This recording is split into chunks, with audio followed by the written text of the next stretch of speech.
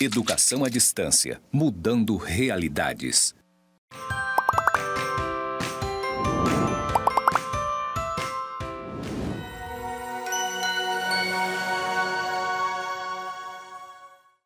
Saudações, pessoas! Sejam bem-vindos aos cursos do Instituto Federal de Educação, Ciência e Tecnologia de Rondônia, o IFRO Campus Porto Velho, Zona Norte. Você está na licenciatura em Pedagogia EAD e eu sou a professora Anabela Barbosa. Juntinhos estamos na jornada de metodologia dos trabalhos acadêmicos científicos e essa é a aula 1, Ensinar exige curiosidade. Passarei a minha audiodescrição. Eu sou uma mulher parda, de cabelos pretos na altura do ombro, 1,64 m, 57 quilos aproximadamente. Estou trajando um vestido de tom azul claro. Ao fundo está a plotagem dos estúdios, em tons cinzas e branco, com conectores e os dizeres EAD mudando realidades. À minha direita e, consequentemente, à sua esquerda está a nossa tela interativa. E o meu sinal para a comunidade Libras é Anabela. A gente não poderia deixar de começar senão com ele. Quem? Ai, Pedrinho. Paulinho, Pedrinho, Selminha, todos eles vão fazer parte da nossa jornada formativa. Mas ele, com certeza, é a pessoa inspiradora. Paulo Freire. E esse é o título Pedagogia da Autonomia que vai nos guiar ao longo dessa jornada. Aí, em referência à Jornada do Herói de Joseph Campbell, ele vai ser um dos nossos mentores. Então, começa, o livro vocês têm disponível no ambiente virtual e também está disponível fisicamente aqui na biblioteca no Campus Porto Velho, Zona Norte. Se você quiser vir aqui, passar por aqui, passear, conhecer, aproveitar e acessar a biblioteca. Bom, lá na página 83, Paulinho vai dizer o quê? Como professor, devo saber que, sem curiosidade, que me move, que me inquieta, que me insere na busca, não aprendo nem ensino. Ai, que tudo! Pois é, então, o Paulinho, ele é a nossa inspiração. E está aqui para demonstrar para vocês como ele me inspirou. Como que ele me inspirou? Aqui uma outra capa da Pedagogia da Autonomia. A Pedagogia da Autonomia foi um dos últimos títulos que Paulo Freire escreveu, mas do ponto de vista didático, a gente poderia, e essa é a proposta da nossa jornada, começar com ele, porque ele resume, não diríamos resume, mas ele consolida suas principais ideias dialógicas e críticas e políticas em Pedagogia da Autonomia.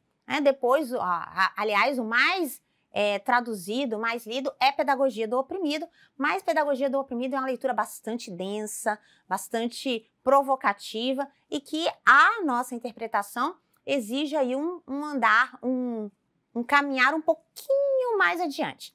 Mas ele é a nossa inspiração. Pedagogia da Autonomia está disponível aí no ambiente virtual e também está disponível aqui na biblioteca física. Então, como Paulinho me inspira? Paulinho me inspira a ser crítica. Evidentemente que todo e qualquer professor, vou falar aqui pertinho de você, olha só, todo e qualquer professor, ele trabalha com o quê? Ele trabalha com o conhecimento. Sem o conhecimento, aliás, o conhecimento é o instrumento, é o locus, é a arte do professor, trabalhar com o conhecimento. Se eu trabalho com o conhecimento, eu tenho que olhar para esse conhecimento com um olhar crítico, um olhar do será? De verdade? E se? Mas eu tenho que olhar com essas inquietações dentro de mim, porque o conhecimento, a crítica, ela nos provoca. A crítica, você se debruça sobre uma realidade, ou seja, a realidade da sala de aula, a realidade da educação, a realidade da gestão, e questiona-se, será? Existe um jeito melhor? Isso deve ser dessa forma? Pode ser de uma forma melhor? Pode ser de uma forma mais justa, de uma forma mais equânime, de uma forma mais democrática, mais cidadã? Então é essa postura crítica que o Paulo Freire nos inspira. Essa criticidade que é essencial à postura política do educador, ela só existe se você lê. Se você ler e conhecer a sua realidade. É um diálogo que o Paulo Freire vai dizer que é a praxis, é a teoria e a prática. Então, a prática não existe sem a teoria sem a prática não é como se não tivesse alma. As duas se relacionam, interrelacionam. Então, para que eu possa ter uma postura política sobre a minha realidade, para que eu não viva na sociedade do espetáculo e seja apenas espectador do que acontece comigo, acontece ao meu redor, eu preciso ter uma postura crítica. Essa postura crítica vai vir da reflexão sobre a minha realidade. E a reflexão da minha realidade só é possível a partir do diálogo com o outro, e esse diálogo mediado pelo quê? Pela teoria, mediado pela reflexão. Então, Paulinho não me inspira a ser crítica. O que mais que ele inspira? Ele inspira a ser crítica não das pessoas, mas das ideias. Com certeza, não é sobre as pessoas que a gente vai traçar a nossa reflexão, porque as pessoas são regadas de vivências, de histórias, de valores, de crenças. As crenças, os valores, eles se compõem uma parte do conhecimento dita, na metodologia científica, de conhecimento do senso comum, que é aquilo que a gente costuma não questionar, porque é uma verdade absoluta, como a sua fé, a sua relação com o transcendente. Você não questiona se existe energia, Deus e todas as outras expressões religiosas. Mas você questiona a realidade, você questiona as ideias. Né? Essa ideia de que por exemplo, a profissão de professor é uma profissão menor do que as outras. É verdade? É assim? Por quê? A quem interessa que tenha-se essa visão da classe da educação? Então, essa é uma base do ser crítico das ideias, não das pessoas. O que mais que ele nos inspira? Paulinho nos inspira claro, né? Ser curiosa. Sim, ele me inspirou a ser curiosa e eu esperanço, que é um verbo aí cunhado na essência da teoria freiriana, curiose-se, mova-se, inquiete-se, pergunte. Também tem uma frase que eu gosto muito, que é do Albert Einstein: não são as respostas que movem o mundo, são as perguntas. Por quê? Porque quando você já tem a resposta, você não precisa buscar nada. Se você já tem uma roupa para ir trabalhar, você não vai buscar outra roupa. Se você já tem um caderno para escrever, você não vai buscar outro caderno. Mas, quando você não tem uma resposta, você vai buscá-la. E nessa busca, você se move, você anda, você evolui, você pensa. Então, a curiosidade, ela é esse bichinho. Ali, esse bichinho é essa alegria, esse movimento de alma e de espírito que vai te colocar na constante do inacabamento. A constante do inacabamento que é ser professor. Nós somos seres em constante inacabamento, porque todos os dias nós estamos aprendendo. E é claro, a gente não ensina se a gente não aprender. Mas tem mais coisa que o Paulinho me inspira. Ele me ensina também, né? Ser curiosa do tipo, eu quero saber, eu quero fazer, eu quero descobrir, vou tentar, vou ler, vou ser livre para aprender e ensinar juntos. Por que aprender e ensinar juntos? Porque o aprender e o ensinar é uma dialética, é uma dialógica, é um diálogo. É lógico que pode ser um diálogo coletivo, evidentemente. É um diálogo no sentido de que tem eu e o outro. E eu e o outro formamos um nós. E o nós é que é esse coletivo. Mas o diálogo é no diálogo, na minha relação com o outro, na minha relação com o mundo, que eu aprendo, que eu conheço, que eu desperto, que eu fico inquieta a respeito das realidades. A realidade, na metodologia científica, é esse status quo, né? Essa situação posta, essa situação sobre a qual eu preciso me debruçar e sobre a qual eu preciso me inquietar, me questionar. Será que essa forma de ensinar está adequada para o meu aluno? Será que a quantidade de alunos é suficiente? Será que o professor que leciona essa disciplina, ou que trabalha com esse conhecimento, ele precisa de algum material complementar? O material que ele utiliza é o material mais apropriado? Esses questionamentos é que movem a prática pedagógica. Sem ela, eu não vou me colocar em dúvida e partir para uma próxima realidade, melhorar, transformar essa realidade para uma realidade melhor. E ainda tem mais inspiração, claro, porque, Paulo Freire, né?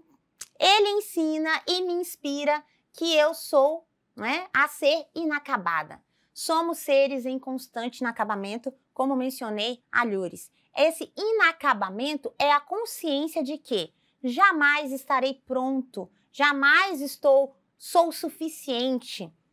Por que jamais sou suficiente? Porque a todo instante a minha realidade é alterada. E essa realidade me provoca. Se ela não me provocar, tem alguma coisa de errado. Tem alguma coisa. Aí você precisa de terapia, no mínimo você precisa de terapia, né? Porque se a realidade não me provoca, tem alguma coisa de errado. Eu já estou o quê? Já estou apática, já não sou crítica, já o que está posto para mim é suficiente, para mim está tudo bem, tanto faz, se subiu, se desceu, se está junto, se está separado. Isso não é um ser crítico, isso não é um ser político. Um ser crítico, um ser político, ele é consciente do seu inacabamento, justamente porque o inacabamento que vai dizer que não somos suficientes ou a situação não é suficientemente adequada, não é suficiente para essa população, para essa comunidade, para essa prática, para essa escola, para esses professores, para esses alunos. E esse inacabamento vai te colocar em movimento em busca de quê? De conhecimento. E conhecimento se faz aonde? Conhecimento se faz aqui, onde você está, no Instituto Federal. Com certeza, né? Você não está à toa aqui, você está aqui por um motivo, por uma inspiração. Paulo Freire vai te guiar. Bom, e esse inacabamento, eu tenho que ter a consciência de que esse inacabamento, eu sou inacabada não do meu eu, mas do meu educar. Eu não sou inacabada do ponto de vista, e aí a gente está falando, evidentemente, que é do eu professor, né? Eu não sou inacabada do meu eu professor enquanto pessoa, enquanto fisiologicamente, mas eu sou inacabada do ponto de vista em que o meu educar, ele não se resume ao que eu já planejei, ao que eu já fiz. Então, por algum momento eu planejei a disciplina, né, a jornada de metodologia e está pronta, não preciso mexer. Se eu for oferecer essa disciplina mais 20 vezes, vai ser a mesma forma, do mesmo jeito, com o mesmo tempo, os mesmos materiais? Claro que não, evidente que não. É por isso que o inacabamento também se dá sobre o seu educar. Como que é essa sua prática educativa? Ela precisa de constante reflexão, de constante questionamento, de constante análise, de constante retomada, de novas leituras, de novos embasamentos, de novos conflitos. O conflito, ele nem sempre é negativo. Mas vocês estudarão ainda para frente que o conflito, ele é um elemento essencial do aprender. Ele é um elemento essencial dos processos neurológicos superiores. Quando você entra em conflito, a situação que está, ela tem uma rachadura, ela precisa ser reorganizada. E então, surge uma assimilação, uma acomodação e aí a aprendizagem. Então, esse é um ponto do inacabamento. Mas Paulinho ainda me inspira Paulinho me inspira a ser bonita. Bonita onde? Na lida, na acolhida, na palavra, no gesto, na partida e na vida. Ele inspira que a gente deve ser bonito, a boniteza. Ele falava muito de boniteza. Nos seus livros, vocês vão ter a oportunidade de, assim que lê-los, observar a boniteza. Ele trata da boniteza como uma delicadeza que existe na prática do ensinar e do aprender. Uma minúcia, um detalhe, mas um detalhe tão importante como a alma é para o ser. A boniteza, ela está no gesto, a boniteza está no ouvir, no falar, no ensinar, no aprender, no diálogo, na relação. Então, Paulo Freire me inspira a ser bonita. Claro, né, pessoa? Porque eu sou bela.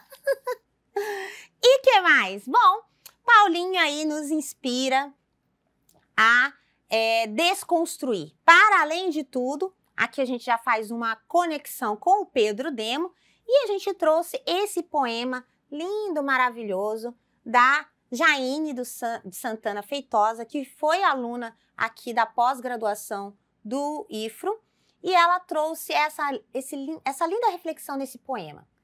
Desconstrução. Já sei que sou, mas ser não era o bastante, então eu vou adiante. Pensei que ficaria contente com a pós, que nada, ainda tenho que desatar nós. Mestrado? Olá, acho que vou tentar. Será que esse é o meu lugar? Não sei que dia decidi ser docente, mas gostaria de lembrar. Se possível, não for, posso lidar com o sabor de sempre tentar ensinar.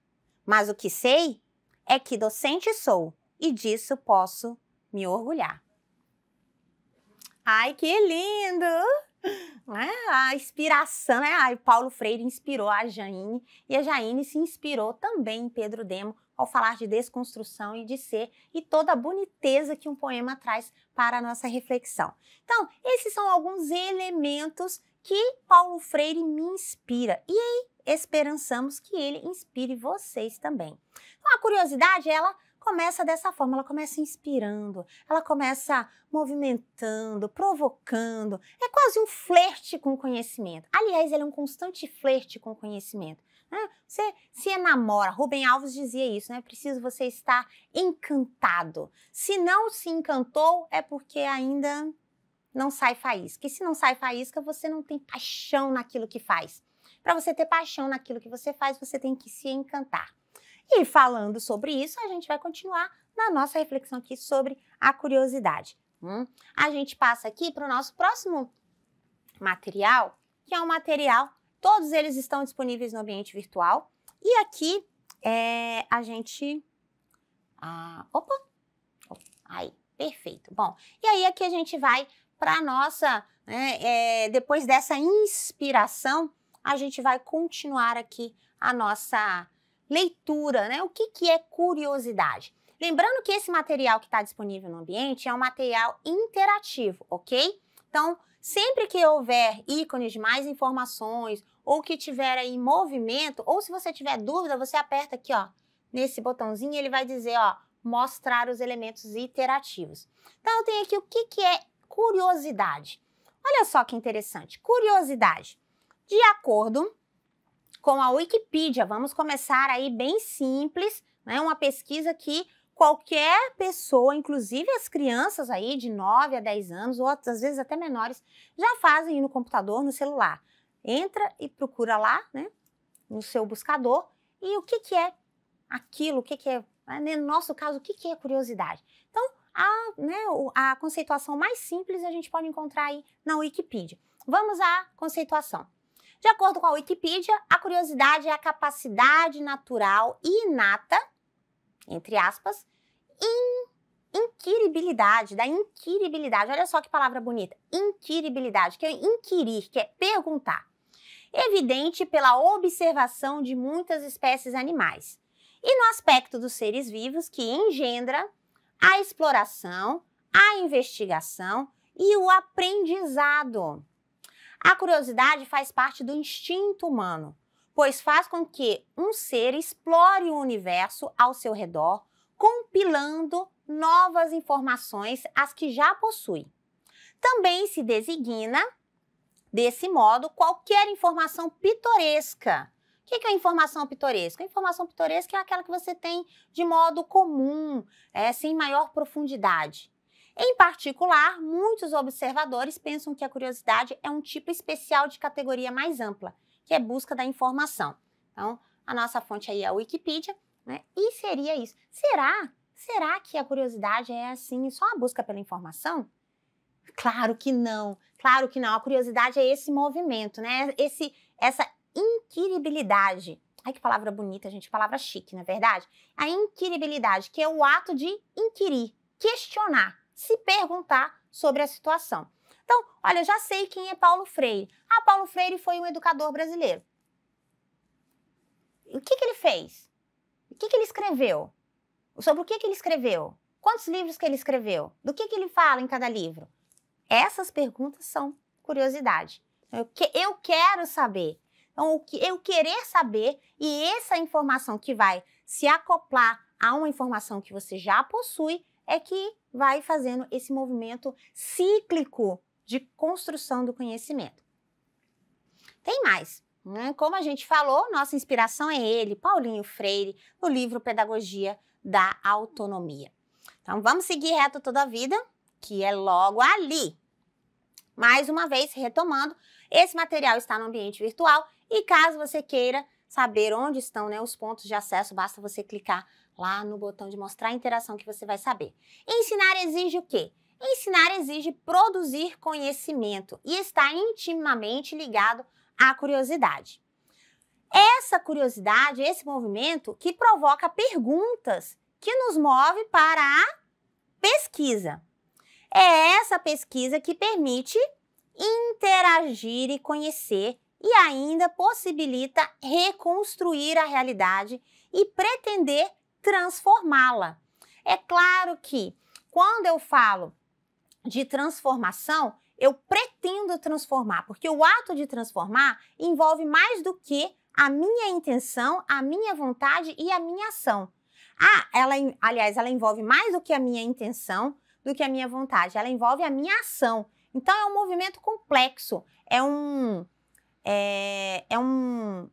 conglomerado de habilidades e competências que vão interferir não só na minha vida, mas na vida do outro, não só na minha realidade, mas na realidade do outro.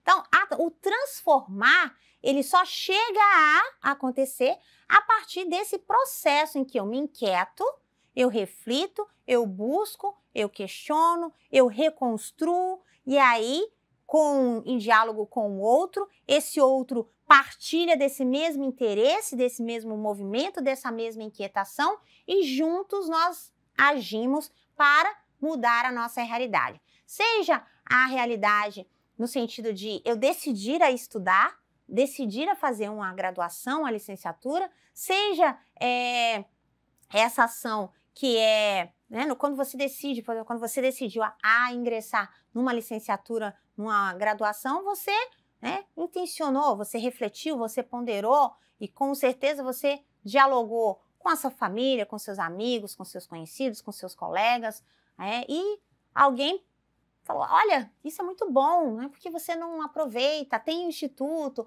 olha, não sei se vale a pena agora, esse momento, e você avaliou, então, mas alguém te apoiou, falou assim, vamos lá que eu tô junto. E esse alguém continua na sua história, esses alguéms, esses outros continuam na sua história. E essa história é que você começa agora nessa jornada, essa história de ensinar e aprender e ensinar. Bom, a curiosidade exige, ensinar ainda exige que a curiosidade seja compreendida que não são as respostas que movem o mundo, são as perguntas. E a curiosidade que me move, que me inquieta e que me insere na busca. Além disso, é uma pergunta que deve estar presente constantemente no seu eu professor, que é, eu quero saber o que está acontecendo aqui. O que está acontecendo nessa realidade? O que está acontecendo nessa prática? O que está acontecendo nesse lugar? É essa inquietação, é a curiosidade que me leva a saber pensar. A gente começou aqui no início discutindo a respeito do a quem interessa, que de repente a profissão de educador não seja tão valorizada. A quem interessa? Porque a gente lida com conhecimento, a gente lida com pensamento, a gente lida com a criticidade. Quanto mais informação, quanto mais conhecimento a gente tem a respeito de alguma coisa, mais a gente questiona aquela coisa, aquele objeto, aquele contexto, aquelas condições, aquelas ideias. E esse questionar provoca reflexão, essa reflexão provoca ação e essa ação às vezes pode gerar conflito. Então, às vezes é muito plausível, é muito conveniente e oportuno não saber pensar. Para quê? Para que não haja conflito e tudo continue exatamente como está. Mas esse não é o nosso objetivo. Nosso objetivo aqui é saber pensar, Que a gente saiba pensar e possa provocar isso nos nossos alunos, nos nossos acadêmicos, nos nossos diálogos constantes e interativos. Bom, e saber pensar por quê? Bom, quando a gente pergunta aqui, né? Saber pensar para quê? Saber pensar é a condição crucial. Perceba, saber pensar é a condição crucial, ainda que não suficiente. Opa! Saber pensar é a condição crucial, ainda que não suficiente, para o oprimido livrar-se do opressor, ou pelo menos para não esperar sua libertação do próprio opressor. Exatamente essa frase está lá no Paulinho, em Pedagogia do Oprimido. Então, saber pensar é uma condição sem a qual você não se liberta.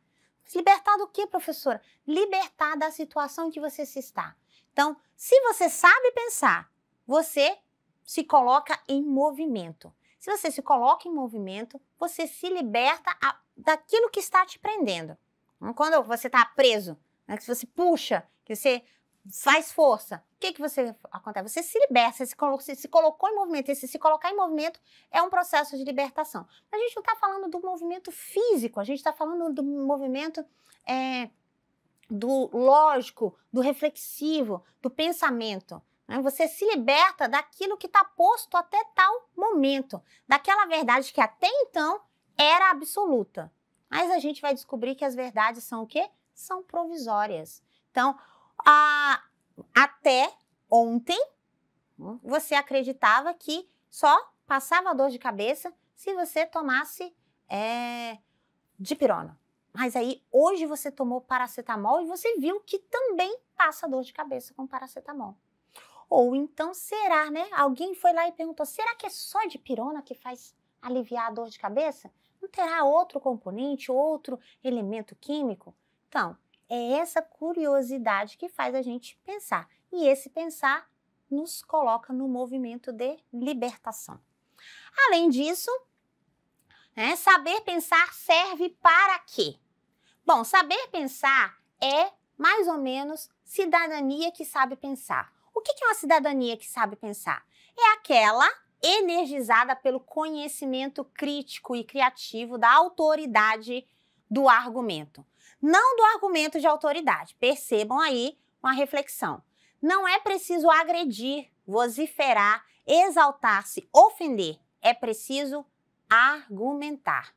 Tá? Então, a autoridade do argumento. O que é a autoridade do argumento? E aí a gente vem aqui para o Pedrinho. O Pedrinho que também está na biblioteca virtual, que é Saber Pensar. Né? O livro que a gente vai estudar é esse. Saber Pensar para o Pedro Demo traz uma reflexão que é baseada no fato de que você tem que estar ancorado no conhecimento crítico, no conhecimento científico. Esse conhecimento científico, ele vem num saber pensar, que está ancorado em uma curiosidade, uma inquietação sobre a realidade. Essa inquietação sobre a realidade te coloca em movimento de pesquisa, de busca, é um movimento de busca. Quando você busca, você pesquisa, você investiga. E ao investigar essa realidade, você estabelece um novo patamar para as informações que você tem, porque agora você tem mais informações. Essas informações são analisadas e a partir dessa análise é que você, então, tem um conhecimento, né, uma autoridade do argumento, porque você diz a partir de algo que você investigou, a partir de algo que você analisou, seja a sala de aula, seja a gestão da escola, seja os processos de aprendizagem ou de ensino que você está investigando, um material didático, um livro didático, um recurso didático que você está investigando. Então, você investigou, você se debruçou, você se inquietou, você analisou, você discutiu as probabilidades, você discutiu os impactos, as benesses e as limitações e as potencialidades. Então, agora você tem autoridade para apresentar uma nova resposta a esse ambiente.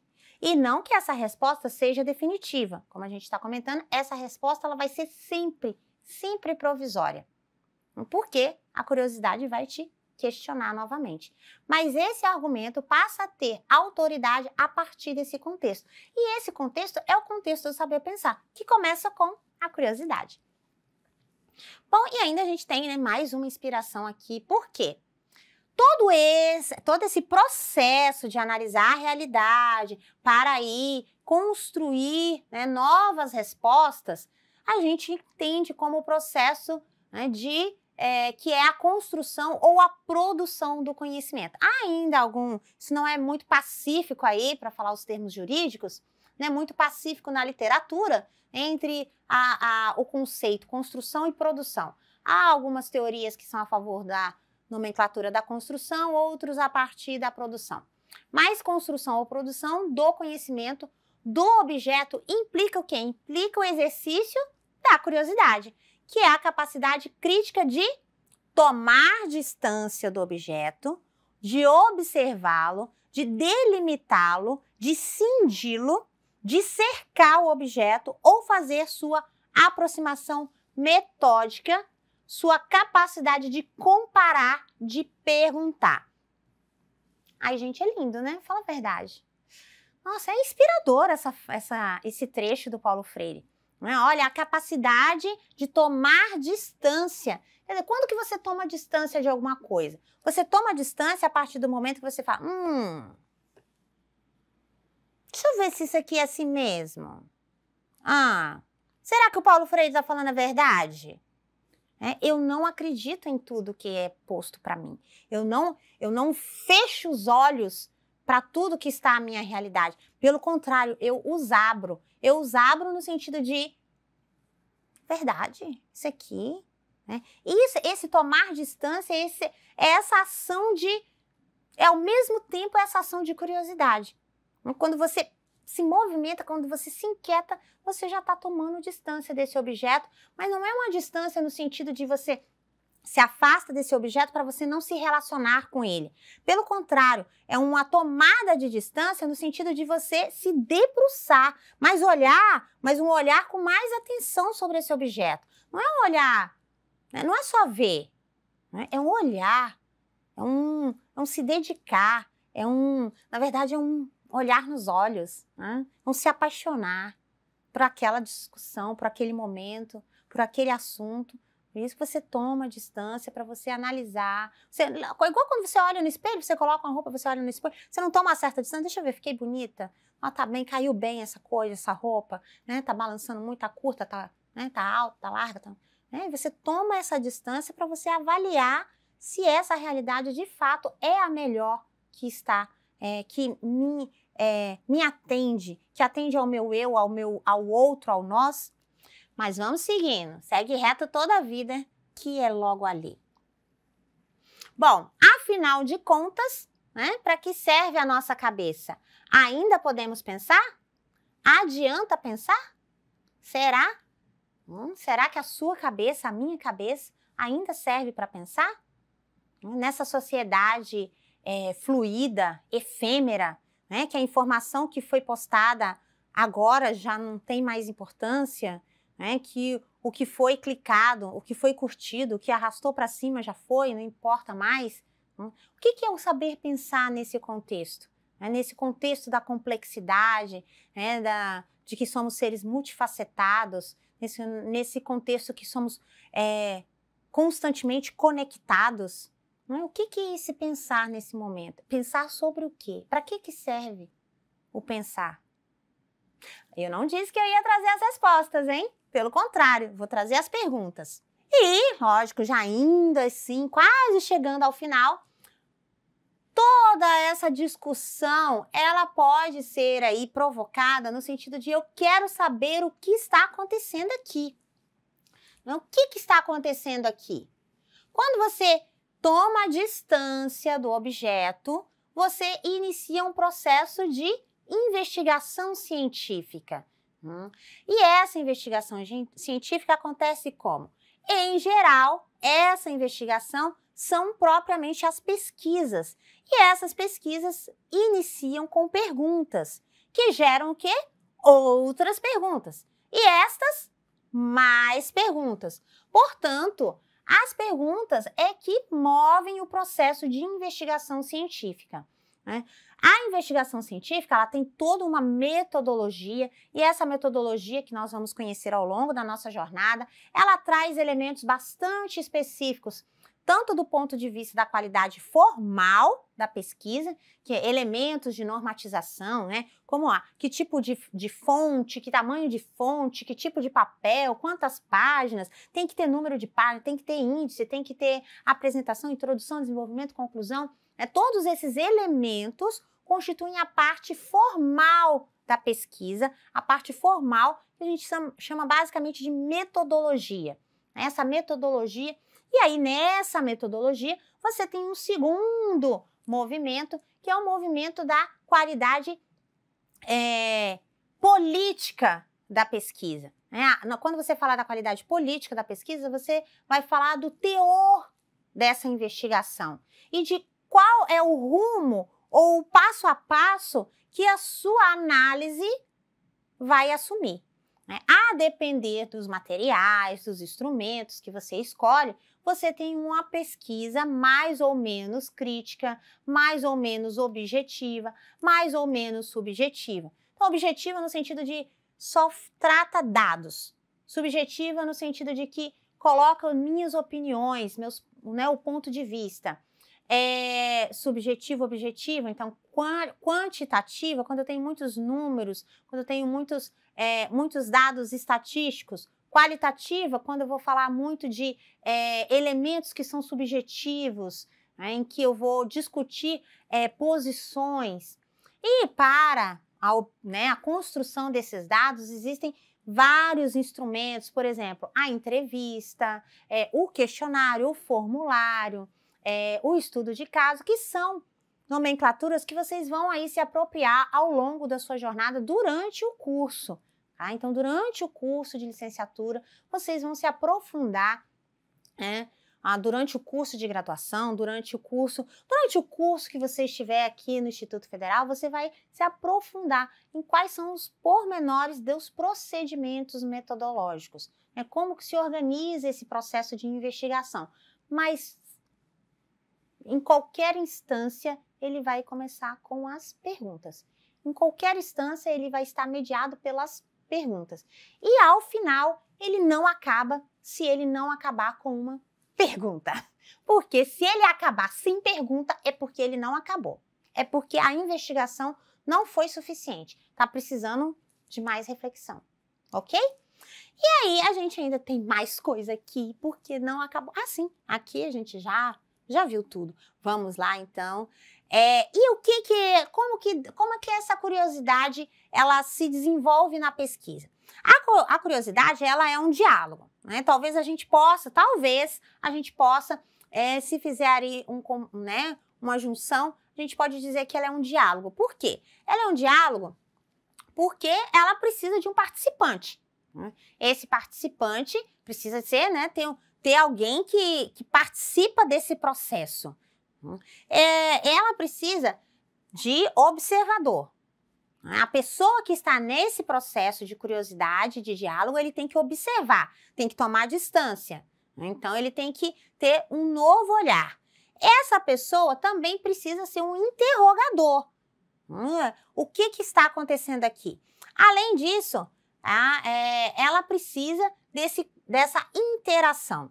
E aí, a gente tem aqui mais uma reflexão de que o exercício da curiosidade a faz mais criticamente curiosa, mais metodicamente perseguidora do seu objeto. Quanto mais a curiosidade espontânea se intensifica, mas, sobretudo, se rigoriza, tanto mais epistemológica ela vai se tornando. Agora que eu não entendi nada mesmo. Bom, mas é justamente isso. Quanto mais a curiosidade se intensifica, mais você tem que formatar. E formatar aqui não no sentido de enquadrar, de fechar, de deixar pronto. Mas formatar no sentido de colocar, de organizar essas ideias, organizar esses processos para ela ter o quê? Rigorosidade. Essa rigorosidade formal da investigação é que confere a ela aquela autoridade que o Pedro Demo colocou. né, a autoridade do argumento. Por quê? Porque ela foi rigorosamente observada, ela foi rigorosamente analisada, ela foi rigorosamente questionada, estudada, pormenorizada, discutida. Então, quanto mais intensa é a minha curiosidade, mais rigoroso é o meu processo metodológico de investigar essa realidade, né? De investigar o que me questiona, o que me inquieta. E o exercício da curiosidade convida a quê? Convida a imaginação, é claro. Quando eu tenho curiosidade, eu vou imaginar uma possível resposta, uma possível solução. Olha só, já pensou se eu batesse palma e as luzes se acendessem? Pois é, alguém já pensou nisso, né? E já colocou em prática, então isso já é uma realidade. Alguém pensou assim, e se eu colocar meu dedinho aqui, será que isso aqui funciona só com o meu toque? Pois é, alguém imaginou isso e isso hoje é realidade. Então, a curiosidade gera imaginação. A curiosidade tem a ver com a intuição. Toda essa dinâmica está envolta pelos meus valores, pelas minhas crenças, pela minha história de vida. Não teria como ser diferente. Por que não teria como ser diferente? Porque eu sou um ser subjetivo. Somos seres humanos, somos pessoas. E como pessoas, nós somos subjetivos. Nós estamos repletos de subjetividade. A subjetividade é um elemento da humanidade. Não existe uma pessoa sem as suas crenças, sem os seus valores. Por isso que a intuição compõe esse ser. E a curiosidade, ela tem esse quê de intuição. Tô sentindo que é por aqui. Tô sentindo que eu deveria, né? Essa intuição nos anima. Além da intuição, tem as emoções. As emoções estão... Olha, na pesquisa em educação, a gente tem alguns elementos que são um pouco mais específicos da pesquisa social, da pesquisa em educação propriamente dita, que é o quê? É o fato de que a gente lida com emoções. Como eu falei, nós somos seres subjetivos, somos seres intuitivos, emocionais. As nossas emoções nos conduzem, elas nos inspiram. Então, o modo como você conheceu um autor, como você conheceu um professor, né, como um professor te inspirou, o modo como você aprendeu a ler, aprendeu a escrever, a primeira vez que você ouviu uma história, que alguém contou uma história para você, tudo isso se relaciona com as nossas emoções. São processos psiconeurológicos. E as emoções, elas vão, de algum modo, a partir de todas as suas vivências, te conectar com as coisas. Lá na frente vocês vão ver que tem um teórico chamado Ausubel, que ele vai falar sobre a aprendizagem significativa. A aprendizagem é tanto mais significativa quando ela está envolta por essas emoções. Porque isso dá significado ao livro, ao objeto, à palavra, ao som, ao gesto. O que dá sentido? O amor, né? Olha só, como diz, né? Sem amor nada seríamos, ainda que a gente falasse a língua dos anjos. Então, as emoções, elas são elementos constantes dessa inconstância que é o aprender. Ficou bonito isso, gente, fala a verdade. Bom, e além disso, o exercício da curiosidade convida o quê? Convida à transformação. É lógico, eu não vou ficar curioso só para ficar curioso. Fiquei curioso, tá bom, acabou, não quero mais nada.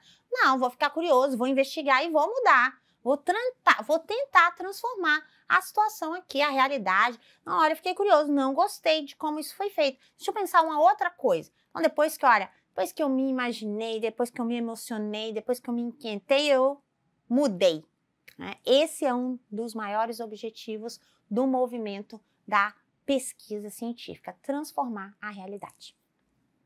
Existem, claro, questões para isso. Essas questões buscam inquietar, não ficar no mesmo lugar.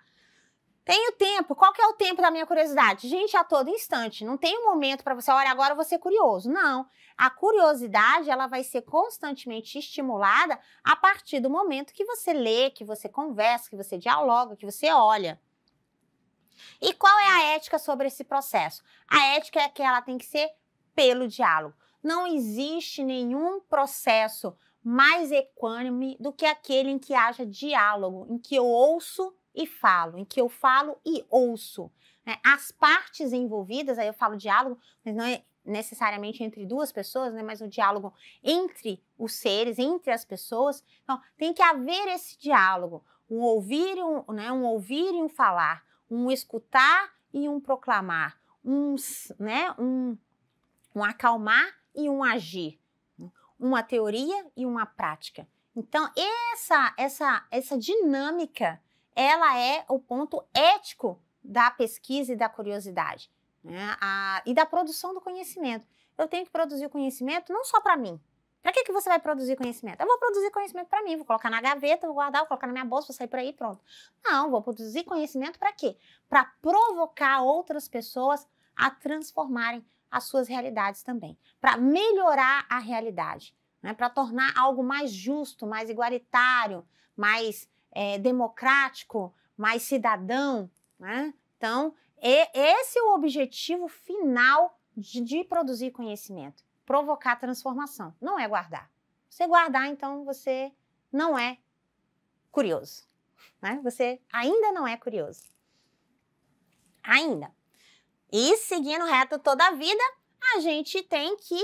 Para que vai servir a curiosidade? É claro, né? A curiosidade deve servir como um dos saberes fundamentais na minha prática educativa. Crítica, que é o que me adverte da necessária promoção da curiosidade espontânea. Que é aquela curiosidade, para que serve? Não serve para isso? Então tá bom. Não, que é a curiosidade epistemológica, que é aquela que vai advir da pesquisa científica. Ela serve para quê? A curiosidade, ela tem que ser uma curiosidade, né, que à medida que ela silencia... Então, olha aqui é muito importante. A gente vai ler com bastante calma, porque esse é um elemento às vezes, de inconsistência. A curiosidade que silencia a outra se nega a si mesma também. Então, eu não posso ter... Aí por isso que a anterior era a ética, e a ética era o diálogo, porque se a partir do momento em que a minha curiosidade, ela silencia o outro, no sentido de que o que eu pergunto basta, não me interessa o que você pensa, não me interessa qual que é a sua pergunta, qual que é a sua inquietação, ela já não é curiosidade. Aí ela já é ditadura, ela já é imposição, ela é qualquer outra coisa menos curiosidade. A curiosidade, ela não silencia a outra, pelo contrário, ela provoca a outra a falar, a mover-se, tá? Cuidado. Somente nas práticas em que autoridade e liberdade se afirmam e se preservam enquanto elas mesmas, portanto, no respeito do mútuo, é que se pode falar de práticas. Opa, deixa eu colocar aqui para cima. Aí. O fundamental é que professor e alunos saibam que a postura deles, do professor e dos alunos, é dialógica, é aberta, curiosa, indagadora e não apassivada, enquanto fala ou enquanto ouve. Ai, gente, é muita inspiração, não é verdade? E, claro, a gente encerra essa nossa primeira, né, o nosso primeiro encontro, nosso primeiro encantamento, a nossa primeira troca de olhares. Né? Espero que aí tenha inspirado vocês, né, tenha provocado vocês a querer saber mais, né? Querer saber o que está acontecendo aqui, querer saber como que as coisas acontecem, como as coisas funcionam, por que funcionam, por que é assim, né? Se pode ser de outro jeito. Né? Se ao longo de todo o curso nós aqui tivermos provocado apenas isso, a gente já vai ter provocado muito, não é verdade? Bom, se você quiser saber mais, estão aqui as nossas referências. As referências são o quê? As referências são as fontes que nos inspiraram. Né? Filosofia da Ciência, do queridíssimo Rubem Alves, Pedagogia da Autonomia, Pesquisa em Educação da Benga Ludwig e, olha, dica de filminho, dica de pipoca, o programa O Show da Luna. Gente, que tudo esse programa, tá? Vou deixar aqui bem grande para vocês verem. O Show da Luna. O Show da Luna é uma animação infantil produzida, né, brasileira, produzida aqui no Seio Tupiniquim. Ela tem como personagem principal uma menina, que é a Luna. Ela é uma cientista. Então, se você não assistiu, se você não conhece, curiose-se. Vá lá, dê um clique, conheça essa animação que, além de ser brasileira, além de conter essa reflexão sobre ser cientista, sobre a mulher nessa posição de investigação, trata ainda desse querer saber. A pergunta que ela faz na sua jornada é: eu quero saber o que está acontecendo aqui. Então, curioso-se, vai lá, dê um clique e acesse esses e outros conhecimentos e outros materiais que estão disponíveis no ambiente virtual. É claro, aqui a gente trouxe generalizações. Se você quiser saber de verdade o que está acontecendo, se o que eu falei é verdade, mesmo que provisória, se isso que eu falei é o que o Paulo Freire falou, se o que o Paulo Freire falou é o que eu estou falando, ou se a gente está falando a mesma coisa, se a gente está falando coisas diferentes, bom, para isso você precisa o quê? Você precisa ler. A leitura que vai te levar a essas reflexões. Se você quiser, vai lá e leia. Todo o material está disponível no ambiente virtual e aí é só você seguir reto toda a vida, que é logo ali. Até a próxima. Bonanças!